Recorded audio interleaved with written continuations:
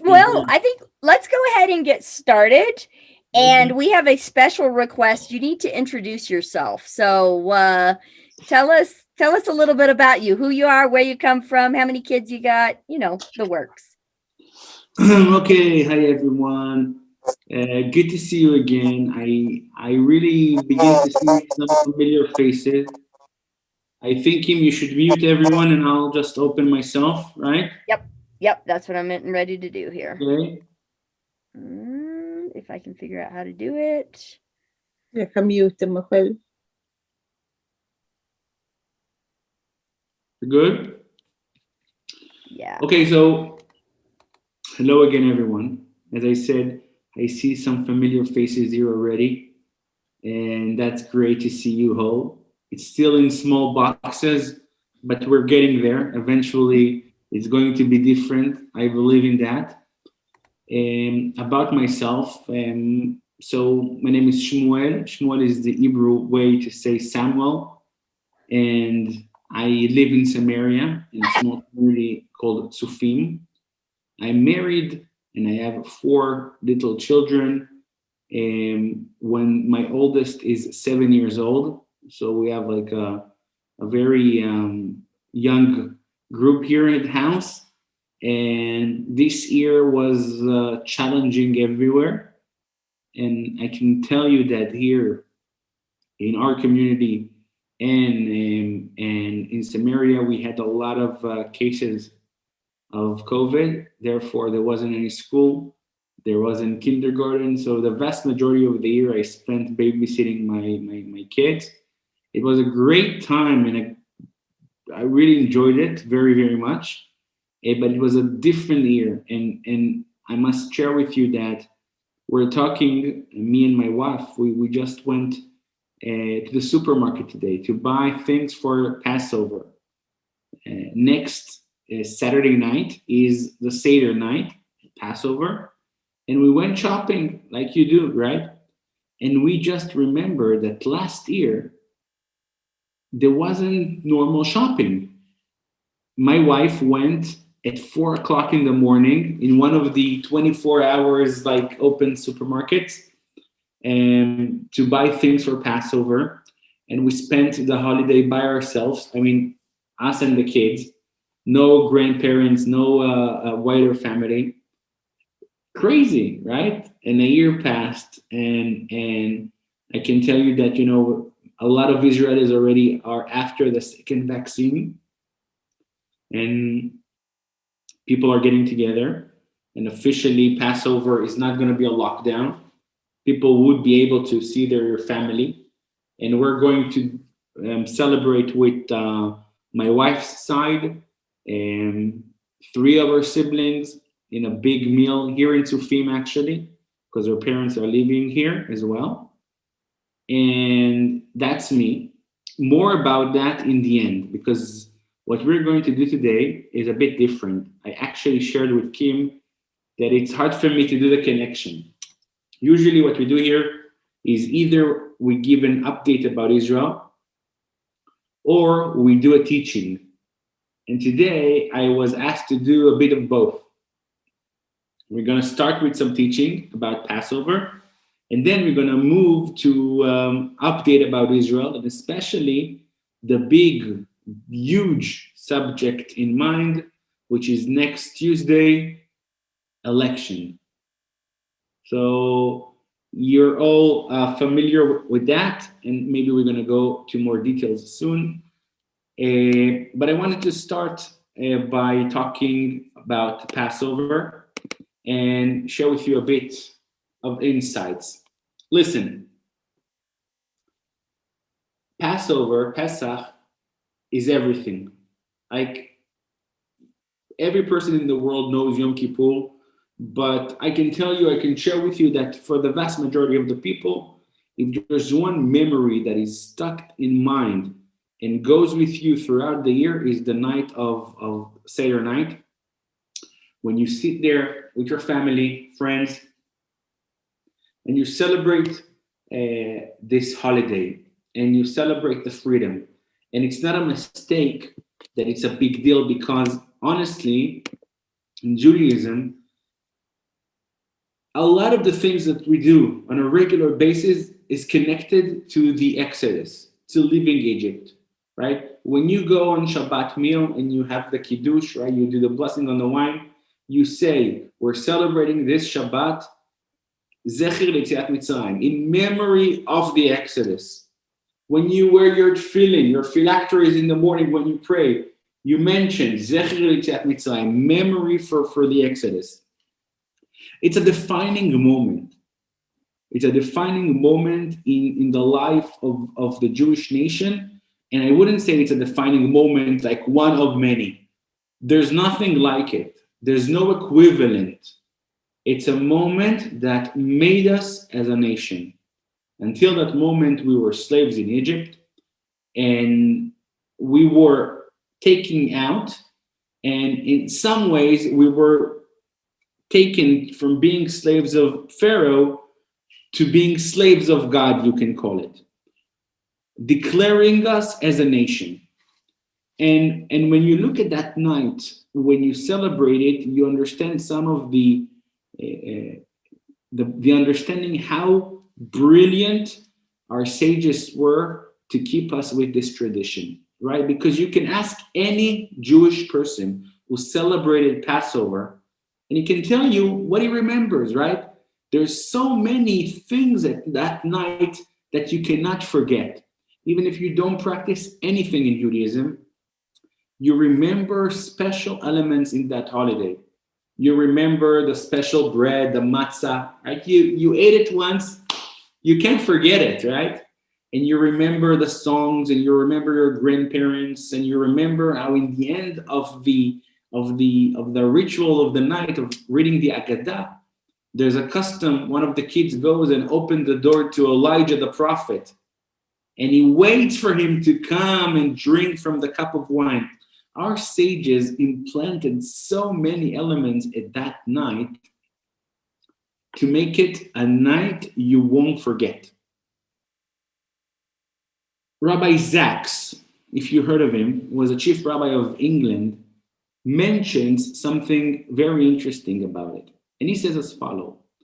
He says that if you really can think about it, if you would ask somebody, what is your first Jewish memory? What's your first Jewish memory? A lot of the people are going to tell you, I remember myself standing on a chair in Seder Night and asking the Manishtana. So Manishtana is a song when you ask, the kids ask questions, how this night is different from all the others. And there's a song, Manishtana alayla ze mikol. And the tradition is to take the youngest kid to sing it. And that's a moment you remember, right? You're 2, you're 3, it depends how clever you are, and everybody pushes you, and your mom practiced with you a month before. They need to show everybody that you're the smartest, brightest kid ever. Stand up on the chair and ask those questions. So Rabbi Sachs says, interesting, that the first memory that we have is asking questions. And indeed, the Seder Night is all about asking questions. It's all around it. The custom is to ask the kids to ask questions. But even if you're 2 adults sitting in Pesach in the Seder Night, you should tell the story by raising up a question. And you read in the Agadah about the 4 sons who ask questions and the answers you're giving to them, and more questions and more answers. And that's the pinnacle moment of the night. It's the asking question. It's the night of asking question. And I was wondering to myself, why? Right? Why asking question? It should be a bit off. When you ask questions, you doubt, right?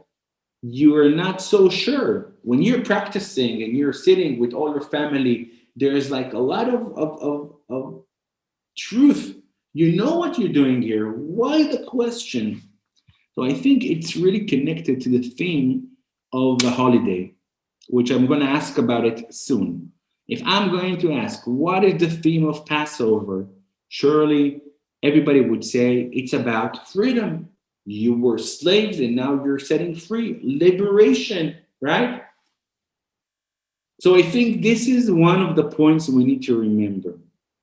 Asking question is the clear mark of freedom. When you live in a place that you're not allowed to ask question, that shows you're not really free, right? A person who's allowed to ask question is a person that is free, right? Ask anything. If somebody tells you don't ask about it, don't go to that corner, there's something that really limits you. But when you're sitting on Passover night and you feel liberated and you feel that you were taken out of Egypt and now you're close to your Father in heaven, and this is the time to ask questions because we are open, we are free. So in that introduction, I want to ask a question. And that's a question that if you've been in any of my teaching, you know that I really try to get a simple question that is clearly not clear enough. And what I'm talking about is the very essence of the night and the name of the holiday. Pesach, Passover. Really? From all the names you could call this holiday, the one moment you took is the Passover, right? You remember what was the part of Passover. In the last plague, and I'm taking for granted the fact that all of you remember the basic story. After many years of slavery, God decides to free the Hebrews. He sends Moses. Moses goes to Pharaoh. Pharaoh doesn't want to send the people. And then God strikes him with 10 plagues. In the very last plague, which is the firstborn, the plague of the firstborn, the Hebrews are asked to do something very interesting. They're asked that to slaughter the seh, and with the blood of the sacrifice, they need to take a branch or some sort and mark the doors with blood. You remember this part, right? And the question everybody's asking, including my kids, they asked a very simple question. Really? God didn't know where the Jewish people lived?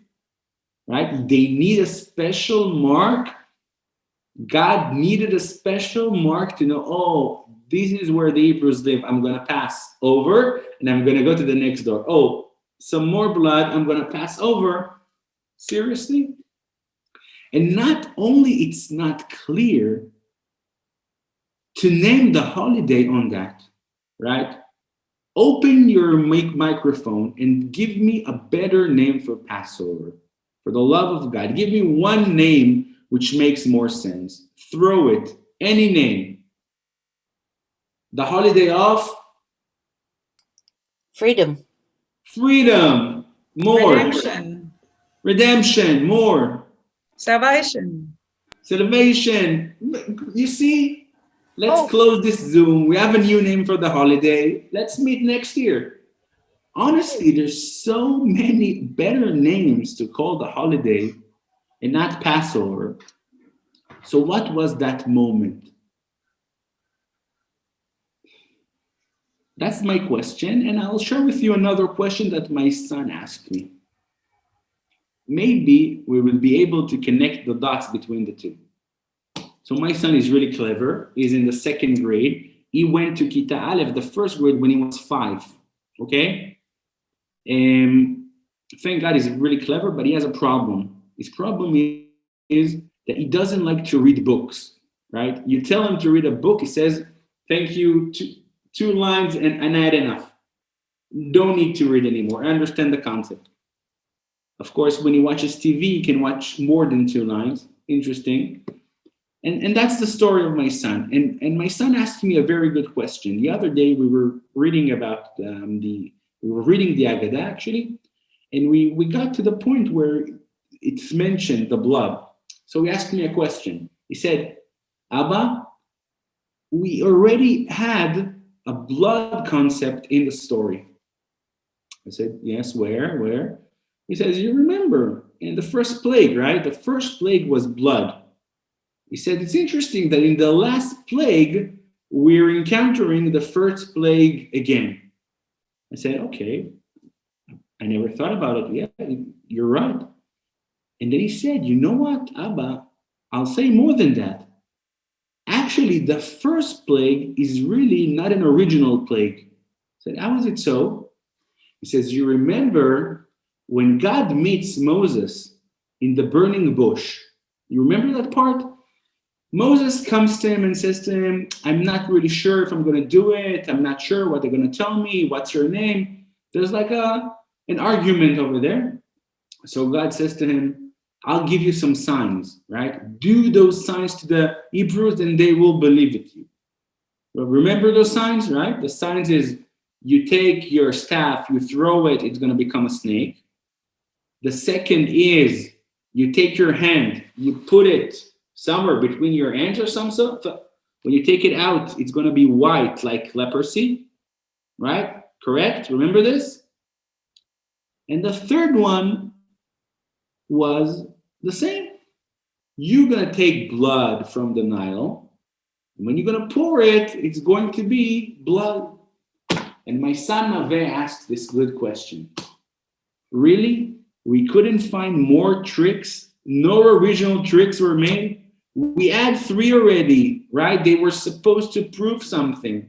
Then we need to repeat it in the first plague again? Because the plague of blood is exactly that, right? You are practicing the same issue again. You're moving water to blood. And then going back to what he asked before, then we see the blood in the end again. Is there a connection between these 3 elements? So, as we do it always, it's not going to be my answer. Let's try to hear some of your answers. So please, open your mic and try to give me an insight why you need to repeat the blood thing twice and maybe encounter the blood in the end again. Come on.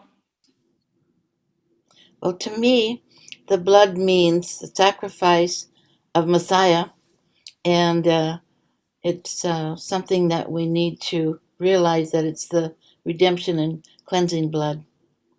So 3 times, it's so important. You need to have it 3 times. In the beginning, to repeat it, and then in the end. Okay, maybe. What else?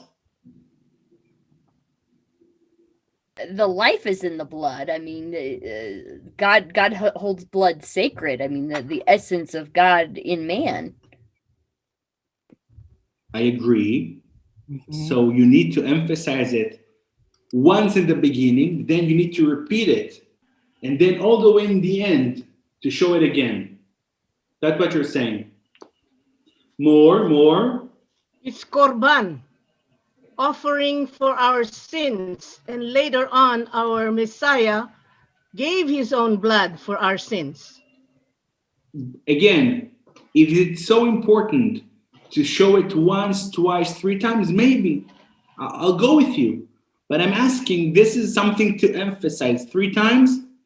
Last answer, maybe?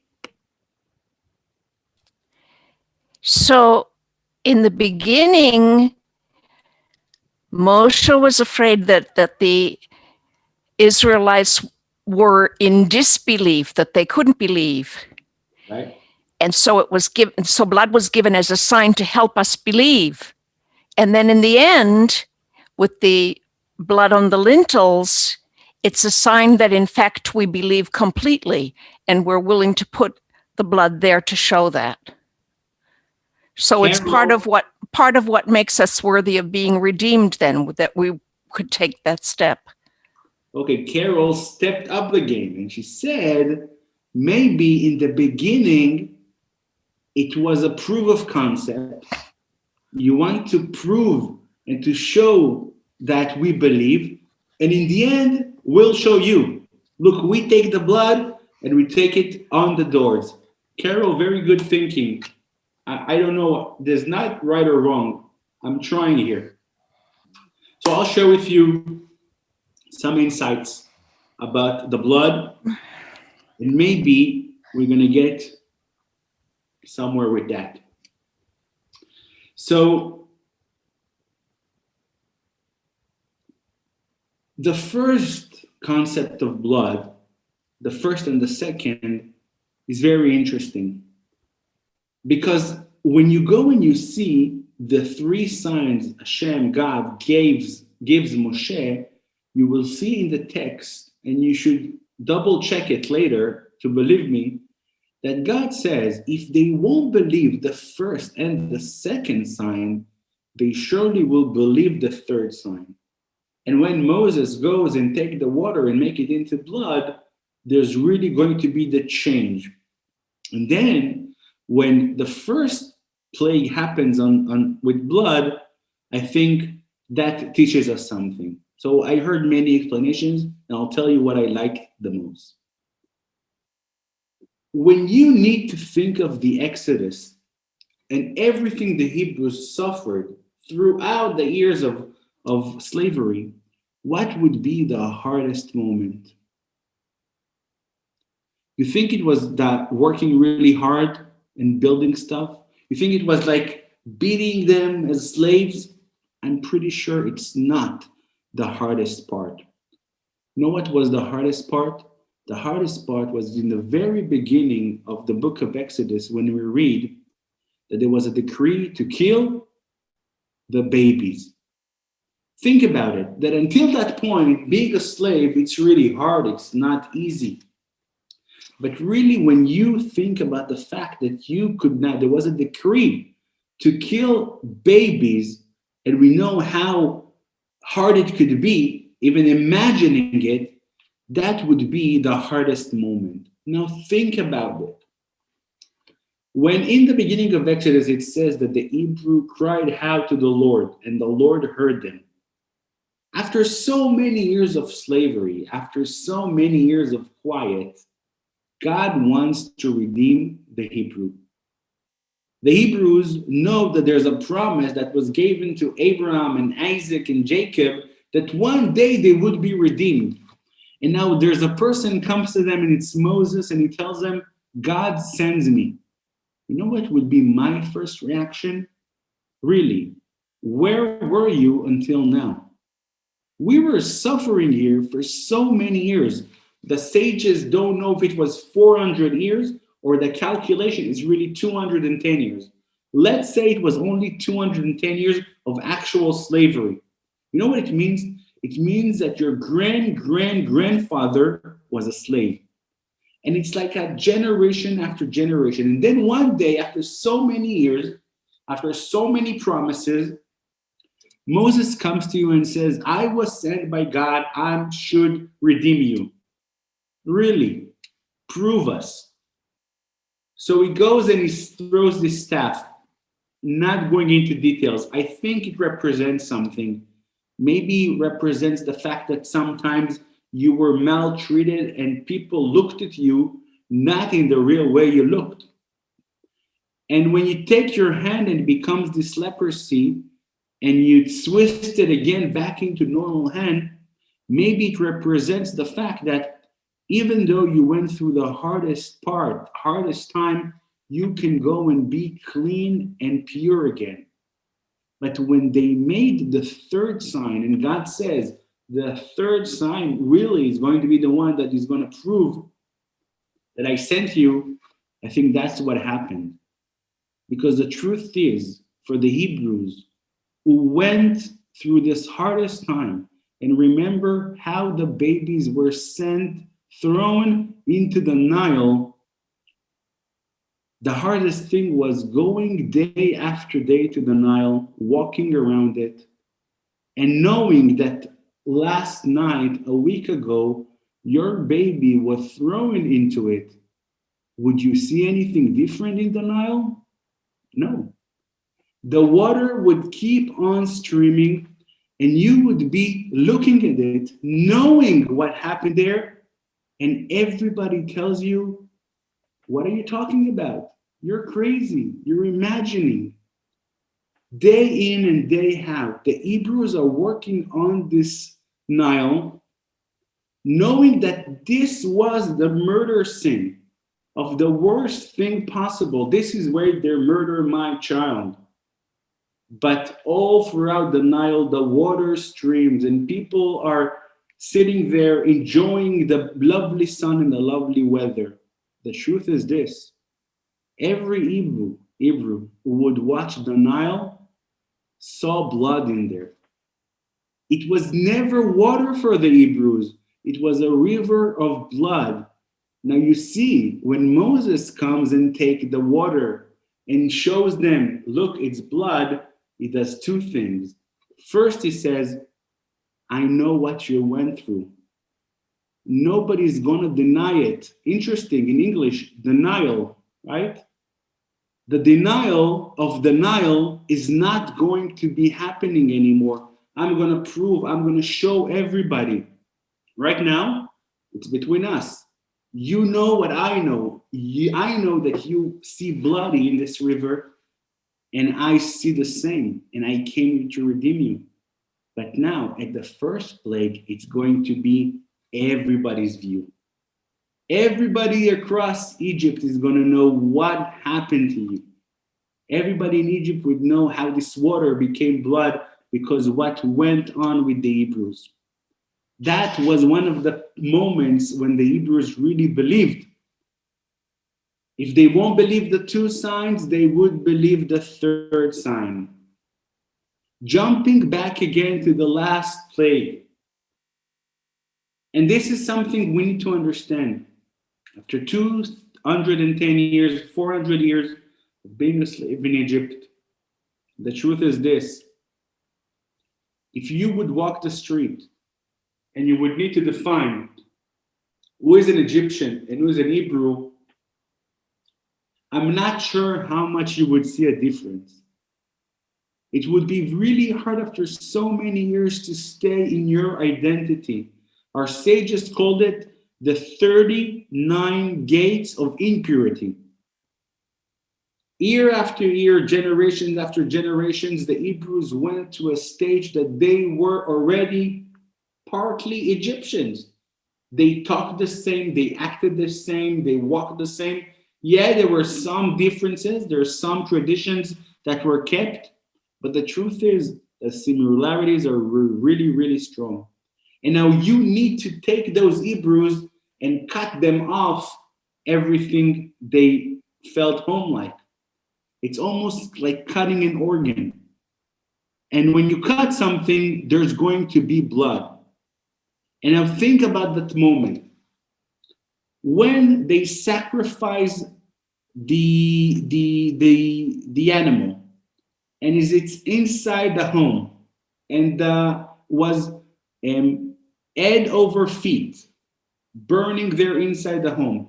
And the commandment was, you shouldn't leave the house, and you need to be there as a family. And you need to wait until the moment that I'm going to give you the cue, and then you're leaving Egypt.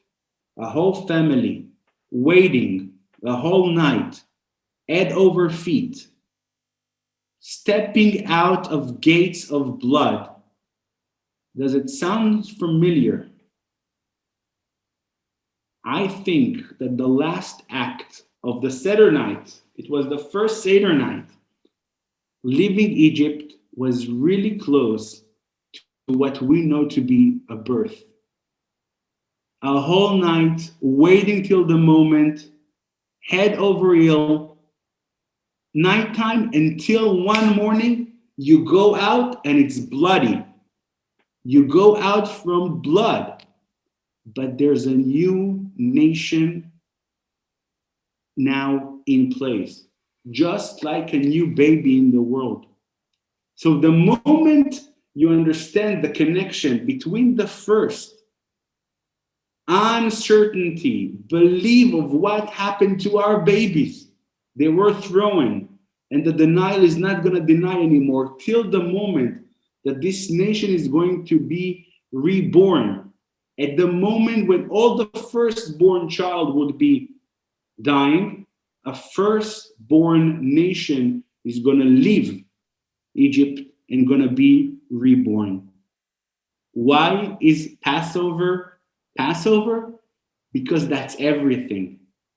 This is the defined moment when we had to be crossed, taken out, giving birth. It's hard, it's painful, it's bloody, but that moment would be a new nation birth. And that nation of Israel, the Hebrews are going to leave Egypt and to become a new nation. That moment of freedom is the defining moment of that night and what we celebrate throughout the generations. When I told Sandra that I'm going to share this with you guys, she said something very interesting.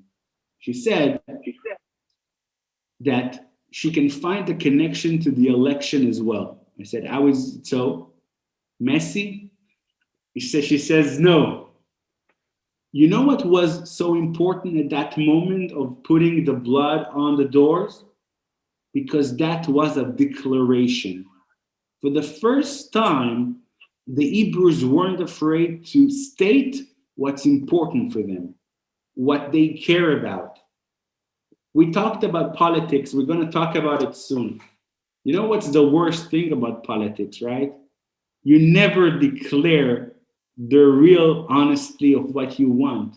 You always try to be good with everyone. That's what you want to hear? I'm going to give it to you. That's what you want to hear? I'm going to give it to you as well. And that moment, when you see it over and over repeating itself, you need to say, stop. We want to be honest. We want to really someone that's going to state what we care about. And that's represented by the blood on the door. How is it as a connection between Passover and the election? I'm going to share with you a presentation now, please.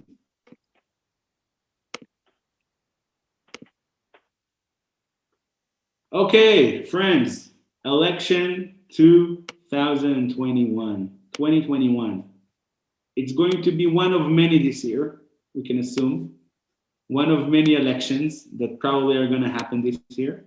Because, how should we put it? It's not easy what happens now in Israel. The couple of minutes we have left, because I want to leave a lot of time for questions, I'm going to try to describe the situation right now at the fourth election in 2 and something years. That's really, really sad. There you go. These are the heroes of the day, right? I have it on a screen here, so I'm going to look here. On the left, let's see if you can see. Can I?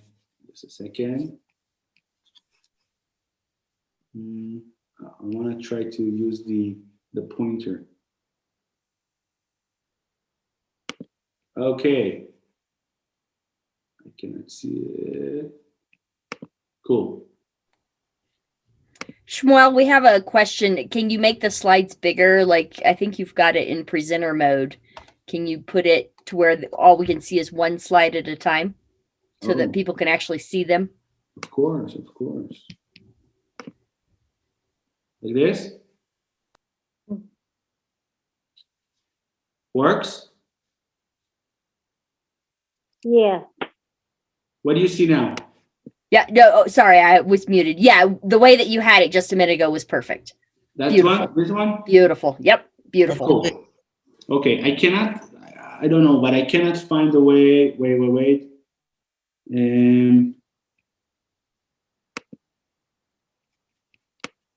No. Never mind. Okay, I cannot see the pointer, so you need to hear the word and try to understand what I'm talking about. Okay, everybody can see Bibi in the center? Yeah. Bibi Netanyahu, this is the center of everything. This is the prime minister for so many years. How many? 15 years already?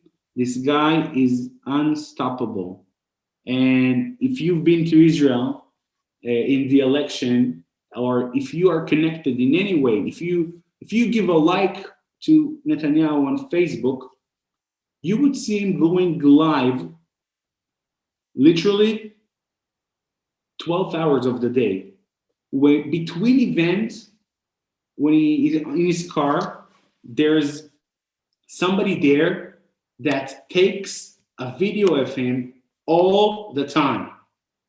You see him actually talking to the camera literally all the time.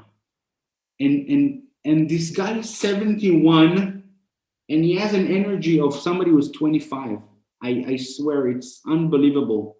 I can't see your faces right now. I hope you're smiling, because I really wish you, me, every person on the planet to be so energetic like this guy is. It's unbelievable. He is running from place to place. Events, live. It's insane. And honestly, if there's no one on planet Earth who wants to win like this one wants to win. He is not normal already, right? He doesn't stop. And this is what happens here. When you have someone who really doesn't want to lose and all the others, you cannot stop him. It's not normal.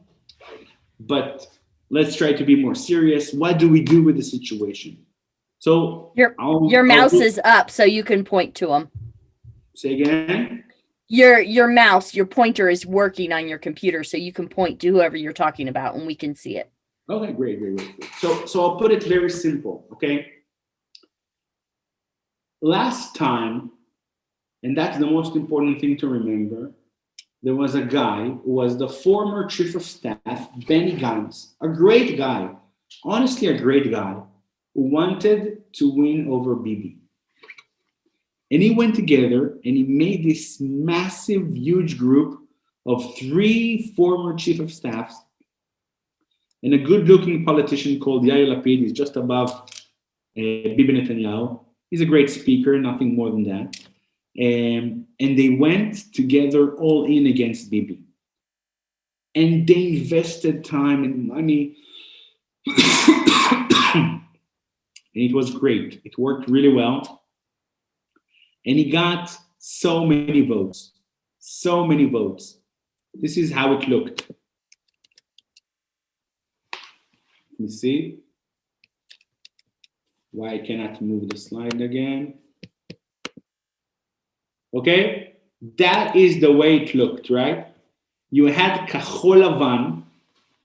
This was the group with 33 seats, right? There's 120 seats in the parliament. They got 33. The Likud party with Benjamin Netanyahu got 33, 36. And you see how it went. And now this is what happened. That was COVID time already. And Benny Gantz, who's a really honest and great guy, was afraid that Benjamin Netanyahu needs a coalition to work together towards, helping COVID situation.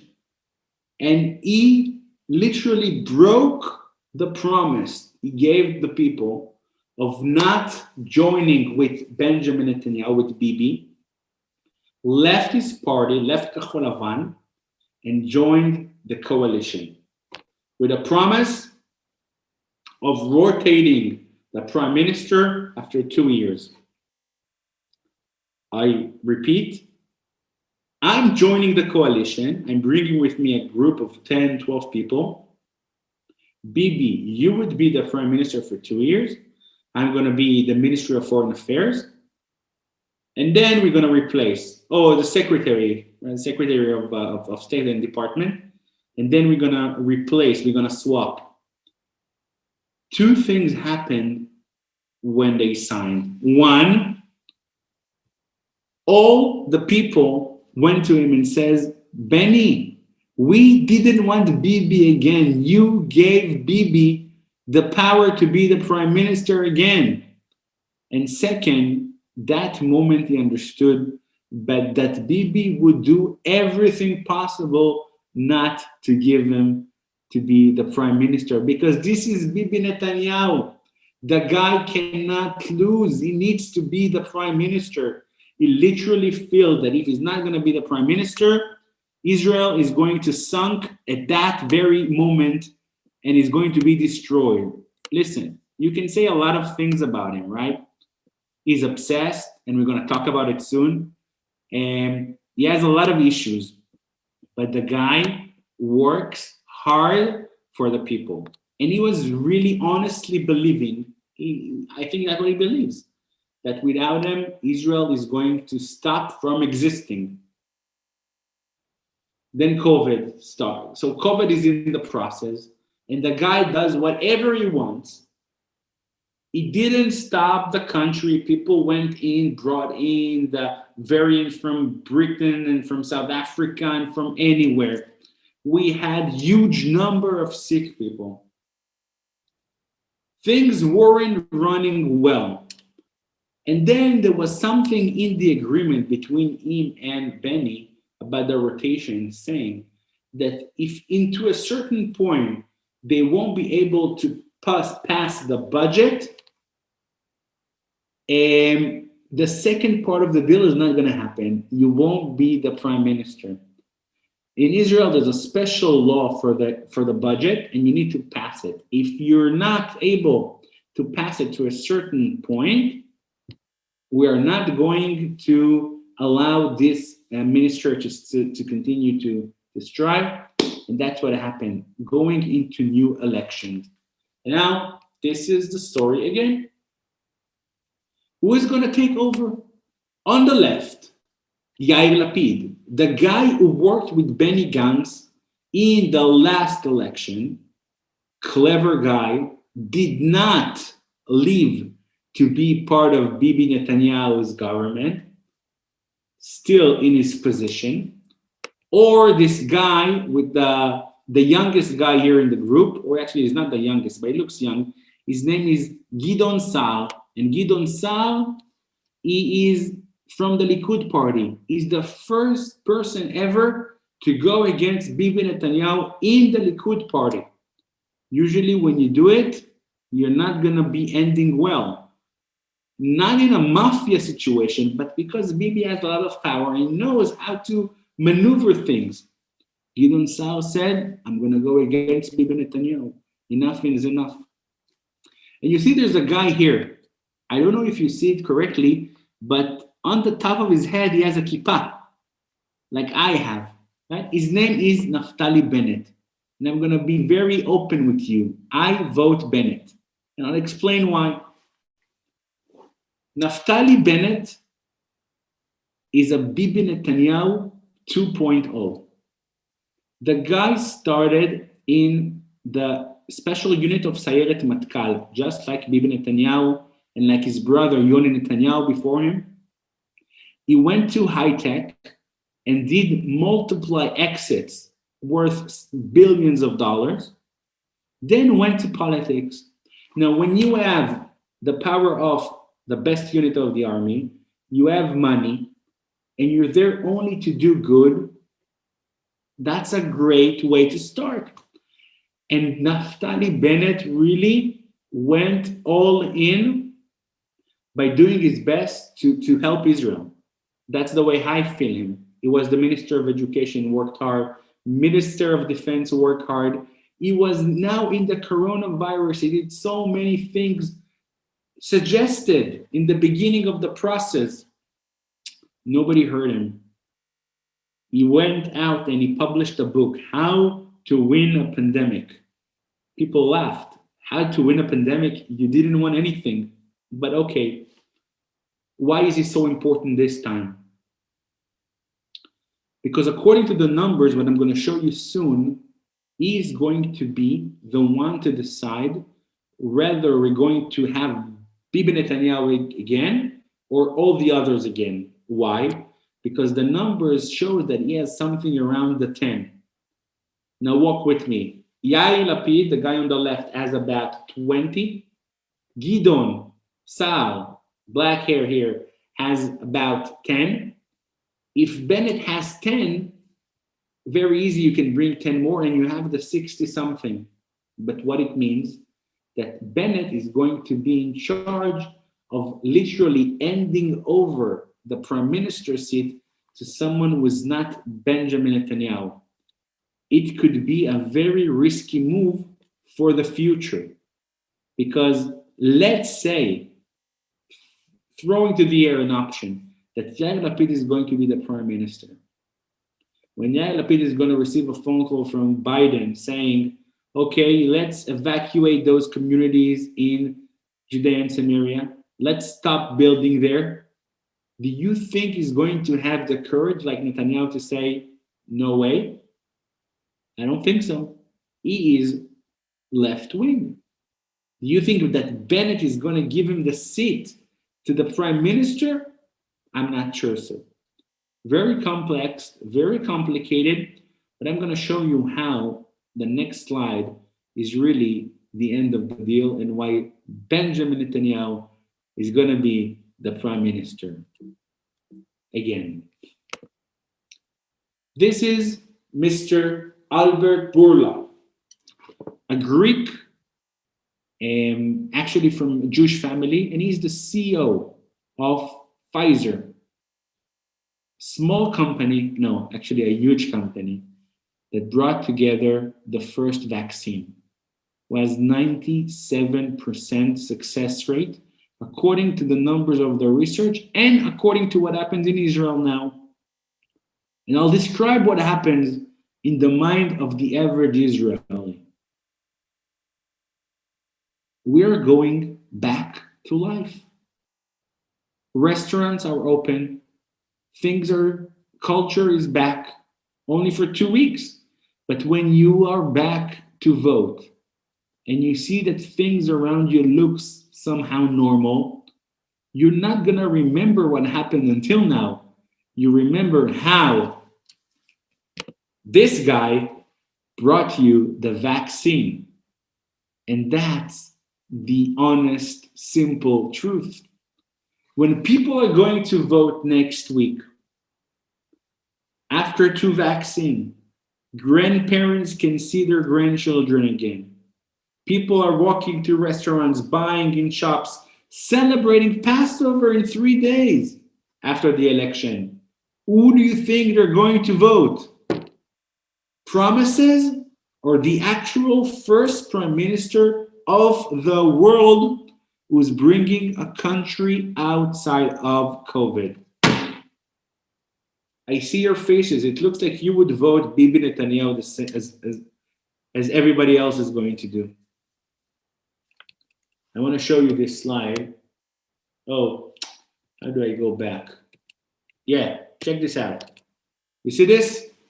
This is an interview that happened with Bourla last week. I point out the segment in the lower side. Look what he said.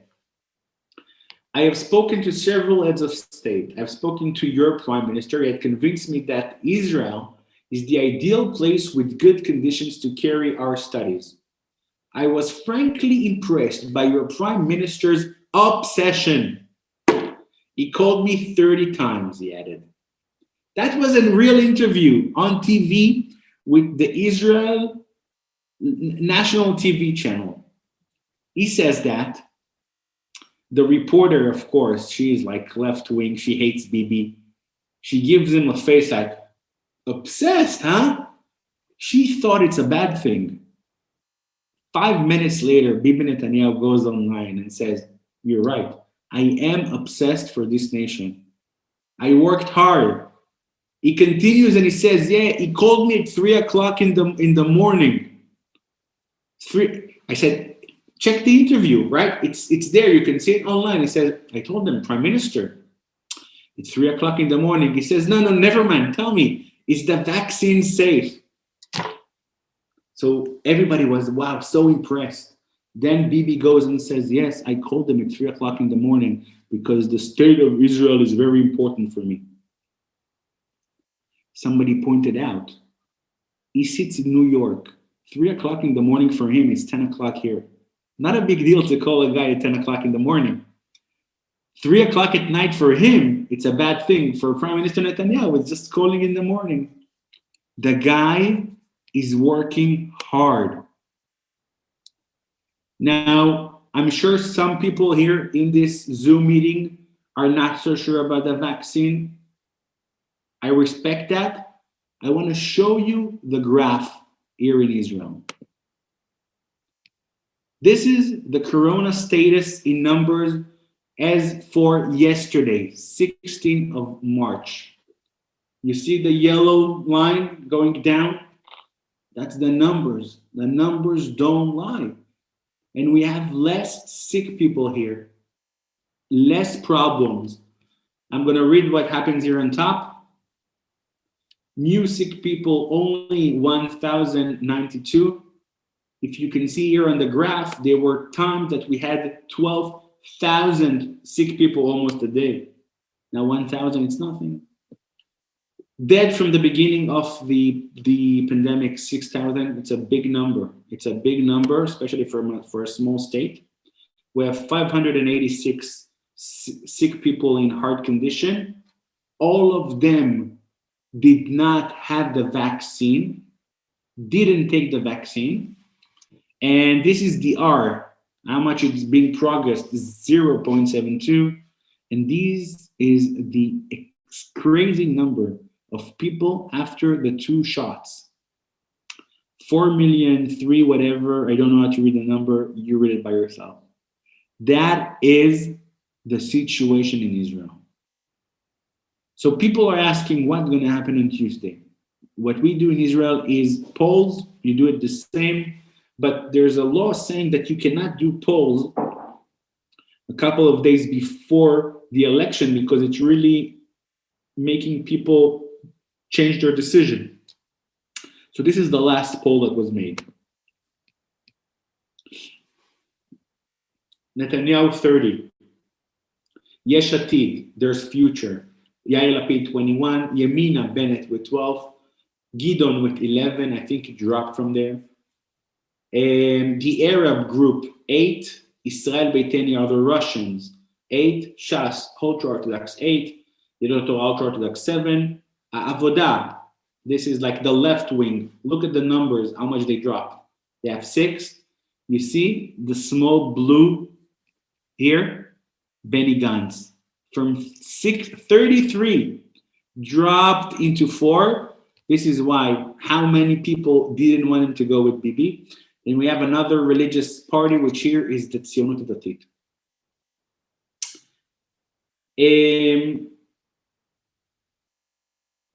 There are 3 scenarios of what's going to happen, right? I hope you're focused, so let's do the math. The best scenario for Bibi Netanyahu is easy. 30, right? Plus 12, Bennett, 42, right? The 2 religious one is 15. So we have 30, 45, plus 2, 57. You add the 5 religious people here, 60 and above, boom. Perfect right-wing religious coalition. Amazing. Dream. Problem. Bennett is going to give up all his dreams. He was almost 1/3 of a prime minister. You think he's going to take only like a very nice office? It's going to be hard. Maybe he's going to go to Bibi Netanyahu and says, you know what? Let's do a rotation. But I've learned from Gantz. I'm going first as a prime minister, and you're going to go second. You think Bibi is going to allow it? I don't think so. Second option, original option, great option. As I said before, 21 of Lapid, 11 of Gidon. It's 33. You add 12 of Yamina of Bennett, you are at 45. You put the Russians in, the Russians with 8, you are in 52, 53. Then you can take Benny Gantz with his 4. You're almost at 60, right? Not a problem. You have a center-left group with people from all over. As I said before, Bennett, clinical point, would he be the person that's going to take over Netanyahu and leave it to the left wing, I'm not sure is that brave. I'm not sure. And that's the main two options we have. Now, we had somebody who was here before and asked a great question. I can't see him right now. Ron, if you're here, that's your moment. Maybe you're dropped and you're going to... He had to leave. He Okay. sent me a message. He was so sad. He had a meeting he had to go to. So he's gonna see the recording. So Yep. when we posted that we're gonna talk here about this, we got a very interesting question from Ron. Ron is a former Israeli, because this is a very deep question about Israel politics, and this is this. So the way it works is, this is Madad Askarim. They take all the polls together to see the averages of all the polls. You see the numbers, that's around the numbers we talked about, but you see there's like the red things here on the end. The red are parties that sometimes passes the minimum seats, which is 4 seats, and sometimes didn't pass the minimum seat. So it means that it could be that they're going to be inside the government, not the government, the parliament with 4 seats, and it could be that they're not going to pass the minimum. What it means is this: the way you choose, right, the criteria for each seat is the people who voted, right? 6 million, 7 million people multiply in 120 seats. When you have 2 groups, 3 groups that don't pass the minimum, you literally like burn their cards and you take all the numbers that voted and you multiply it again in 120. What does it mean? If you're a mathematician, you understand, it means that the biggest groups are usually going to gain from it. So if, for example, Benny Gantz, who sits on 4, is not gonna pass, like a lot of the polls say, he literally can bring a free seat to Bibi Netanyahu, in the Likud, the highest group. There's a lot of pressure on him to pass, and it's not sure what he's gonna do. But this wasn't Ron's question. Ron's question was this group with the 3.8 called Ra'am. Ra'am, my friends, is a group led by an Arab who's called Mansour Abbas. And for the first time ever, behind the scenes, we're seeing something amazing and brilliant. Prime Minister Netanyahu, who's honestly the best politician ever, throughout the years developed relationship with him to the extent that it could be that this Arab parliament member who runs a parliament group of Muslims, I would even say very religious Muslims, Israelis, is going to support the right-wing Likud party with Benjamin Netanyahu. For the first time ever, always the Arabs would like be the left, right? Because they want to give up the land, some of the Palestine. You understand the politics. But now it could be that the Arabs are going to support the right-wing Bibi Netanyahu. That's a huge story. People go against him. How can you vote for him? And that's what he says.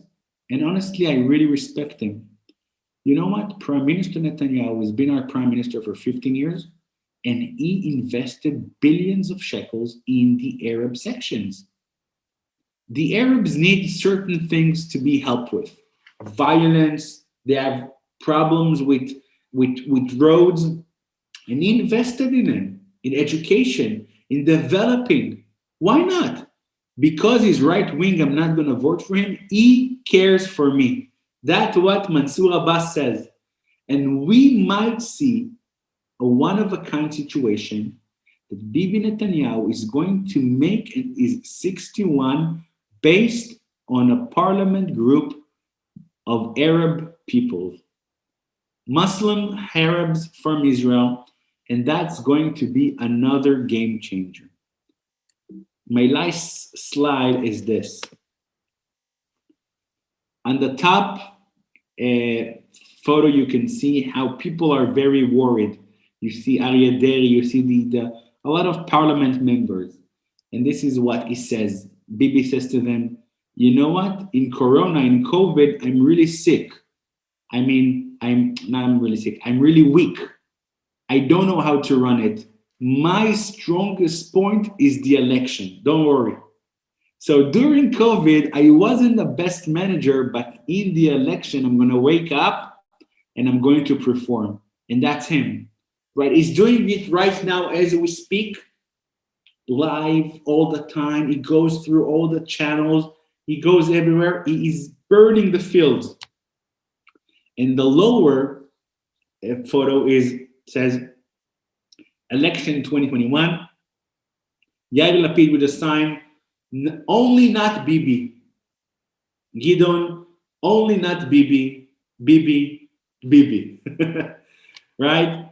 When everybody talks about don't let him be the prime minister, he performs and he develops himself and he really showcases how there's no good replacement for him. I disagree. I think there are more people who can do what he does. But even if he's going to be elected again, the people of Israel who care about the state, who are right-wing, are not going to be sad because he is indeed very successful in holding the position for the nation, for caring, and for developing us. He's one heck of a politician, and he's playing everyone, but he's still doing a lot of good things to us. There's one thing why he missed my vote this year, and that's about the situation we had, and that was 2 Zooms ago. We talk about the differences between Trump and Biden. Trump gave us an option to annex the land. We could have been in another position that all the settlements, all the communities in Judaism area would be legal. And he didn't do that. He made it go away. And I don't think there's going to be another position for us to do it in a while. So that's why he...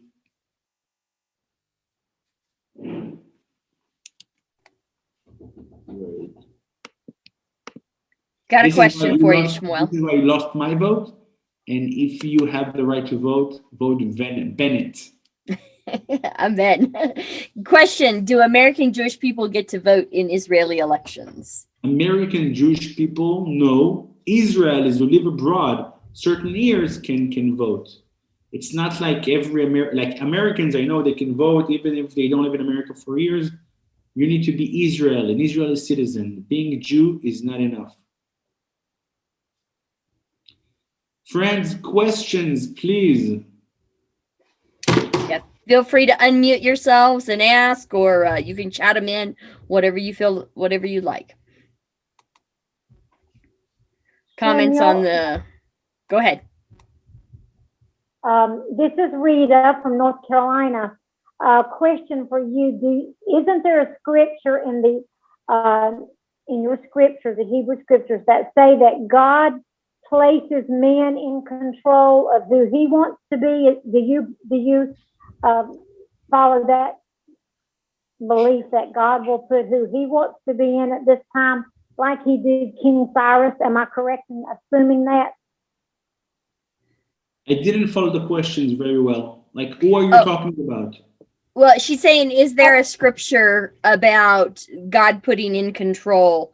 The only one that I can think of is in Psalm, where it says the heart of the king is in the hand of the Lord. Right. But that He disposes of and puts kings in control of who He wants to be. I felt there is a scripture relating to that. And I'm just wondering how the Jewish people feel about that. Do they feel God will put the man that He wants to be in control? Oh, you're asking if God makes the right person being elected eventually. Yes, exactly. Surely we believe not only who's going to be elected, Rita, seeing you today was the hand of God, right? Last time we met was in Washington, D.C., 2 years ago. Yes, We're going to meet yes, again, yes, right? We believe yes. that everything happens for a reason. And surely Bibi Netanyahu and any other politician, with all their plays and games and everything they do, there's one decision maker in this world. And you know what? I can show you so many times that how it's amazing, especially in politics, because you have this person comes from nowhere, rises, and then falls in a second. Here, I just showed you Benny Gantz, right? A person with 33 mandates. One split second, he has 4, right? It's really God's work in the land. Yes, there are some puppets and people that are moving, shifting things, but there's only one decision maker, for sure, Rita, 100%. Oh, thank you so much. Thank you for answering that, because I do believe that as well. Yes. Did the Abraham Accords play a part in the Arab support? Very good point. Good Yes, question. definitely. Because that's what the guy says. He says, listen, the guy understands what we need. There's a lot of good ties between the Israeli Arabs and the Abraham Accords, the countries. He says, you open the gates, you make peace, you make connection. Surely you don't hate Muslims and Arabs. That's the thing. So yes, if you're good for us and you're developing us and you're giving good things for us, we're going to vote you. Very good point. Yes, absolutely. Absolutely. Yes, Manu. Yes, good evening. My name is Emmanuel Rond. I'm calling from Jerusalem, and I'm a film and television producer of Israeli television and many other stations. And I used to do political campaign. I fight against the rise of anti-Semitism and terror, and of course, fighting for our position here in Israel. And one thing that we are missing is the media. We don't have, neither in Israel nor in America, our own TV station where we could deliver our views and fight against those who are, representing the Satan. And so I wish there would be more people who could join me trying to do it, to give our voice, that we could talk also about our religion, about our Bible, about Israel, about our country, and against anti-Semitism and terror that is on the rise. I made 30 films about the Holocaust and the creation of Israel, and I keep lecturing and talking about it. So if anybody has any idea to join, they could Google my name, Emmanuel Rund, R-U-N-D, and to find out how we can do it. And I bless you, Shmuel, for your great presentation and for, the whole organization. And Am Yisrael Chai. Am Yisrael is living. Yeah, so good evening to all of you, or good day to those in the States. And shalom, shalom. Shalom. Thank you, Emmanuel. Thank you. Great. That's great. More friends. Absolutely. One thing, going back to Passover, if anybody was interested in helping, we do have a campaign. We've just got a couple of days left to get money. We're doing 2 things. One is for families that need food. So we're doing food vouchers for families in need. And we're also helping to take care of some camps for special needs kids. So I will send those links out at CFOIC.com / Passover 2021. And, but that, just a way that you can get involved, and a way that you can, make a difference in Israel as we all celebrate Passover together. True. I actually ordered some of the food stamps for the families yesterday from a supermarket nearby. The vouchers. And I remember that last year I drove my car with somewhere like 150,000 shekels worth of food voucher next to me in my seat. And I was thinking like, oh my God, like I'm literally helping me. I'm carrying, right? It's you guys, but I'm carrying food for so many families. Like, wow, that's amazing. That's a blessing. It So is. yeah, It's thank a you huge for blessing. helping the families. That's really great. Any other questions? Passover. Oh yeah, Rita again. Rita. Where is she? Emma, you asked the question about the blood before, about the reasons for the blood. My question would be, was it all about obedience? The one word obedience. If they had not applied the blood to the doorpost, they would not have been passed over. Am I correct in that? It was all about doing what God told Moshe to do, correct? So first of all, definitely there's a part there of obedience. But I would say something else. It's actually connected to the last question, the last remark. I think if you ask me, there's something that Judaism is really trying to achieve, because sometimes a person can ask himself if everything is from God, right? You asked before, God eventually chooses the person to be the prime minister. So I'm sitting here, next Tuesday, I'm going to drink my coffee and I'm going to think to myself, God makes a decision anyway. That's a beautiful day outside. I have 4 kids and a day off. Let's go travel. Not even going to send my vote in. Same goes into the, there's God is performing miracles right now. I'm sitting with my family in Egypt. Why bother taking the blood and stuff? I think we are always asked to be part of something, right? Okay. You cannot sit from the outside and knowing things are going to happen, right? It's also connected to like giving, right? You have a charity, something, you're doing great work, good for you. Are you participating in something? Are you taking the blood and put it on? Are you going and vote? You need to be a part. You need to be partnering with something big. You cannot sit on the couch and saying, great work, guys. God is going to help us. Not enough. We need to be active. We need to do something. So it's really related. You need to vote and you need to mark and say, I'm part of this. And eventually you need to be part of things you want to be part of.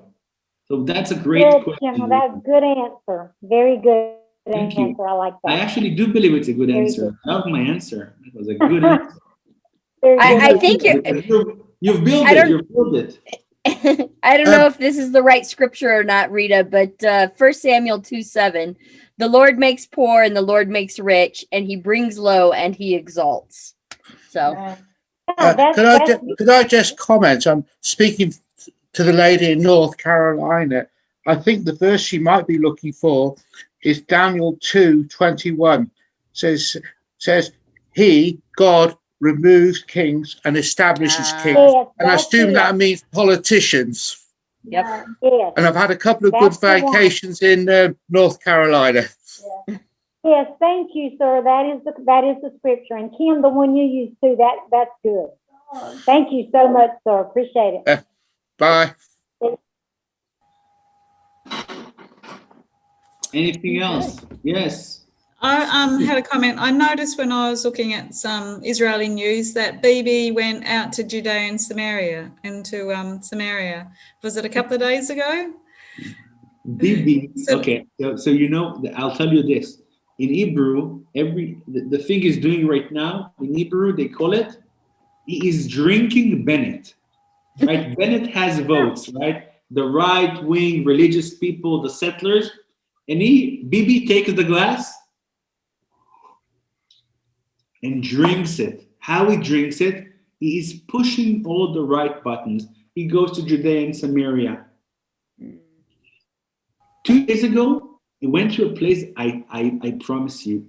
He said, I swear to you that if you're going to vote for me, there's some small communities that don't have legal standing on the ground. Like something, it's nonsense, right? Politics. If you're gonna vote for me, I vow, I swear I'm gonna do that. Bibi Netanyahu, before voting, is going to promise you the moon, honestly. And the thing is, you know he's gonna do that, and you vote for him anyway. That's the amazing part about Bibi. He is a magician. Like, he talks to the people, and he manages to level, and he speaks. People believe what he says. He's a magician. I honestly, you know what? I said to my wife the other day, I said, now after Trump is not the president anymore, it's boring. I don't see any news about Biden. Nothing happens. If Bibi is going to leave, it's going to be boring. We need one person who makes some action.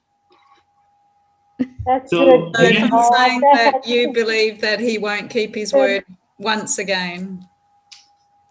I listen. I don't think there's somebody who's working well enough, and you know, people trust him. He's like a person you can trust. He's the commander you want to lead you. And you know, I vote Bennett, but somewhere deep down, you think to yourself, because Netanyahu is going to win anyway, right? Because you think about all the others, you think about all the pressure and the situations, and even the vaccine. Who would be so crazy to call the CEO of Pfizer 30 times? It's not normal. The guy is obsessed, and therefore he's winning for the state of Israel. And therefore, thank God, you know, we are managing really well, and we're secured. It's God, but this is the person who's sitting on the seat for a while now, and in the end of the day, he's doing some good work for us. Yeah, but don't believe a word he's saying before the vote. Believe it after the election. Don't. He's gonna continue. Till Tuesday, he might promise that everybody's gonna get a Bitcoin for his 18th birthday. I wouldn't be surprised. Like, he can promise anything, nothing. Thank you. Yes. Anything else? Well, when is it going to open up that you can come here or we can come there? Good question, Rita. You are having some amazing questions. So I'm very happy and pleased to announce that the first visit, hopefully by yours truly, is going to happen in exactly 1 month. In the 17th of April, I'm planning to come. If you live in Florida, or Kim, you want to be more specific about the states I'm going to be around, it's going to be really helpful. Well, we're looking at New Hampshire and Massachusetts and Florida right now for April, and Texas in May. So yeah, definitely. We really miss all our friends. We really want to come. We understand that we're probably not going to have events in big churches and everything, but we want to come together with our friends, meet people, and yeah, hopefully. So if you're from around, please let us know, and let's get together for a cup of coffee. We are coming. So yeah, hopefully things are going to go back to normal. Hopefully, we're praying. How about Seattle? And it's gonna happen. You know, I've been to Seattle last year. November was the last trip I made was to Seattle as well. Okay. And we slowly things are gonna go back, hopefully, and we're gonna begin to travel, and hopefully things are gonna work well, and we'll see more as we progress. Awesome. Do you know what part of Florida yet? Central Florida. Yeah, Orlando. Yeah, all the way across. Well, all the way south. Well, not Miami, but okay, let's see. Bradenton. Yeah, Bradenton is so center of Florida. So you'll be sending a newsletter about that, like you normally do, Kim. We'll get that in a newsletter. Yes.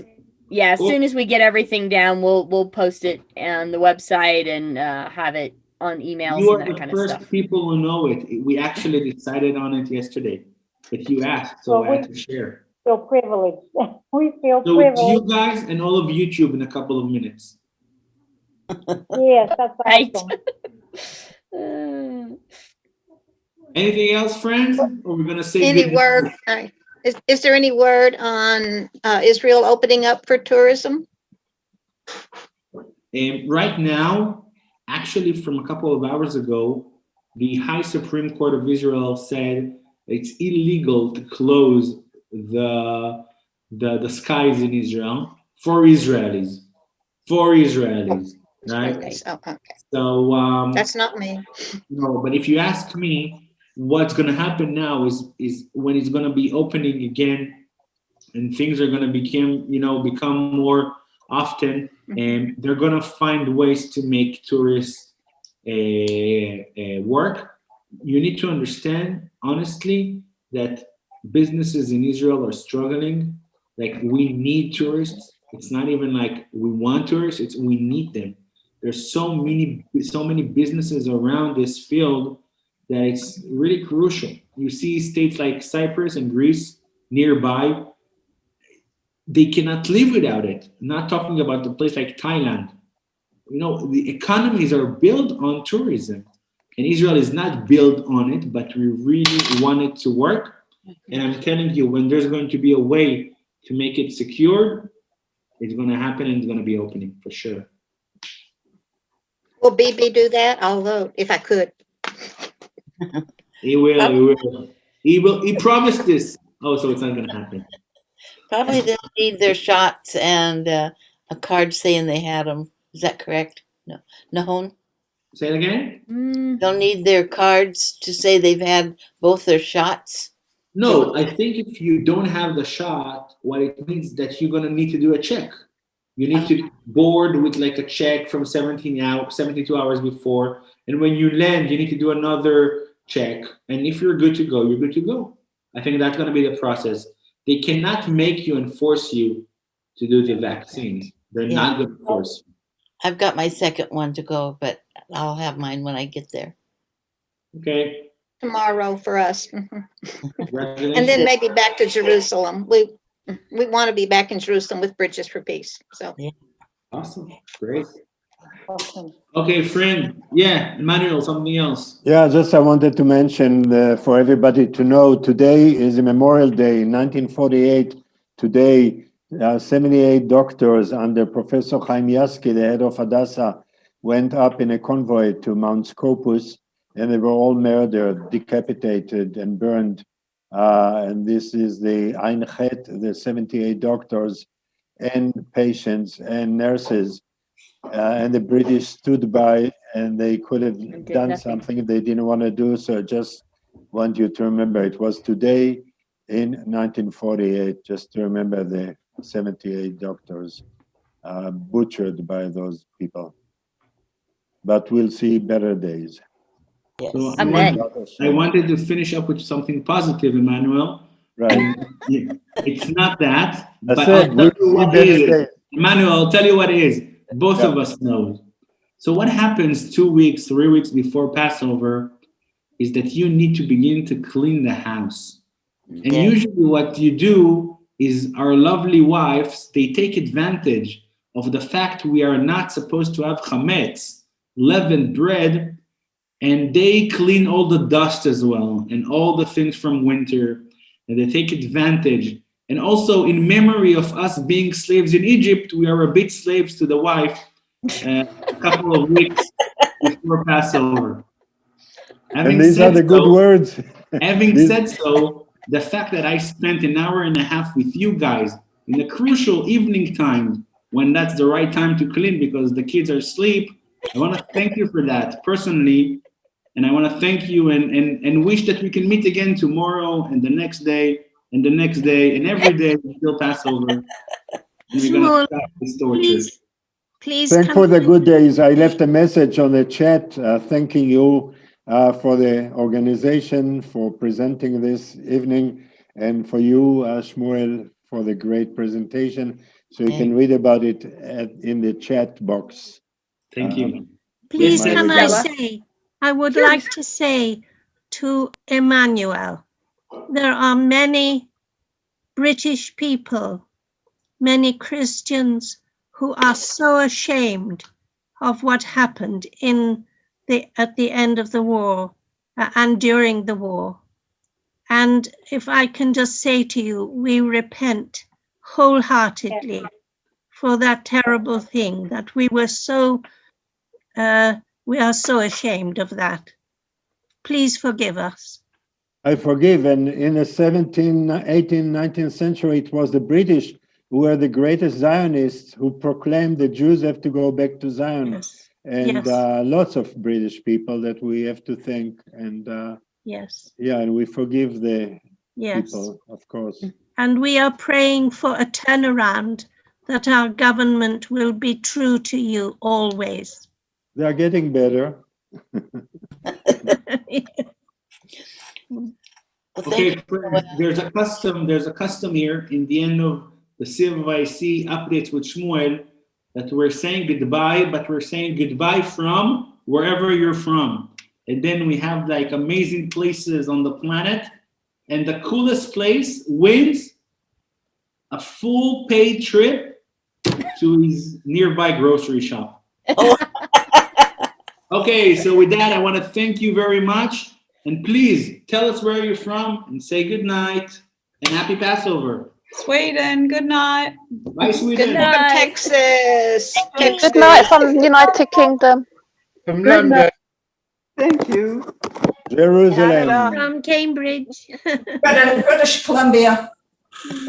Washington, D.C. Meanwhile, in Washington. Mexico. Jerusalem. Cambridge, the UK. China. Fantastic. Yeah. All right.